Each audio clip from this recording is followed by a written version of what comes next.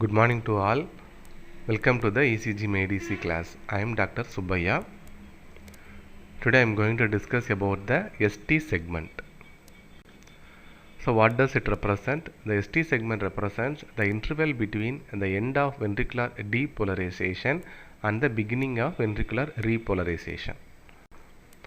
The normal ST segment is flat and isoelectric. The transition from ST segment to T wave is usually smooth and it is not abrupt. The most important cause of ST segment abnormality, it could be either elevation or depression, is myocardial ischemia or infarction. So ST segment deviation is measured as the height difference between the J point and the baseline. So the point that marks the end of the QRS and the beginning of the ST segment is known as the J point. The PR or TP segment is used as the baseline from which the degree of displacement of the ST segment is evaluated. So in this ECG, the first ECG, the ST segment is elevated 1.5 mm above the baseline. In the second ECG, ST segment is depressed 2 mm below the baseline. And elevation of the ST segment is an indication of acute myocardial injury. So the morphology of ST segment elevation could be either concave upward or convex upward. The leads in which elevation occurs indicate the part of the heart that is damaged. If ST elevation is seen in V1, V2, V3, V4, it indicates anteroseptal myocardial infarction. If ST elevation is seen in addition to these leads in lateral leads also, like in AVL, lead 1, V5, V6, it indicates anterolateral myocardial infarction. If ST segment elevation is seen in lead 3, AVF and lead 2, it indicates inferior wall infarction. So in this ECG, ST elevation is maximal in the leads V1, V2, V3, V4. It occurs in anteroseptal STEMI. STEMI is ST segment elevation myocardial injury.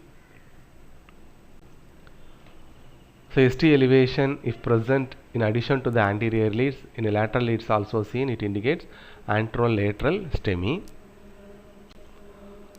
And ST elevation in leads 2, 3 and AVF indicates inferior wall infarction. And posterior myocardial infarction, as the posterior myocardium is not directly visualized by the standard 12-lead ECG, reciprocal changes of STEMI are seen in the anteroseptal leads V1, V2, V3. So here posterior myocardial infarction is suggested by horizontal ST depression in V1, V2 and V3.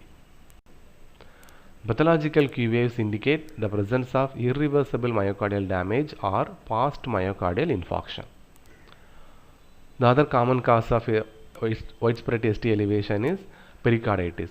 So in pericarditis, widespread concave ST elevation and PR depression is seen in all the limb leads and chest leads except in AVR.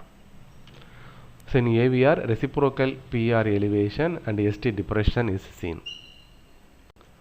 So this is the ECG of pericarditis, where widespread elevation of ST segment is seen in most of the limb leads and in chest leads. Then coming to the ST segment depression.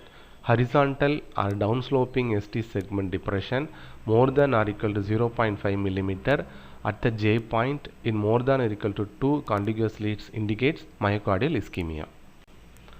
And horizontal depression of the ST segment associated with an upright T wave is usually a sign of ischemia as opposed to infarction.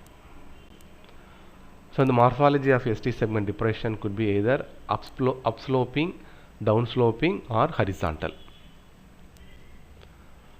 So when the ECG at rest is normal, ST segment depression may appear during exercise, particularly when effort induces angina. So sometimes when ECG is normal, so exercise can be done to identify ST segment depression. So in the top ECG, when it was taken at rest, it is normal, but during exercise, ST segment depression was seen. So summary, subendocardial ischemia produces ST segment depression and is usually associated with demand ischemia, that is exertional angina. Whereas transmural ischemia produces ST elevation and is associated with supply ischemia, it is seen in coronary artery occlusion. Thank you.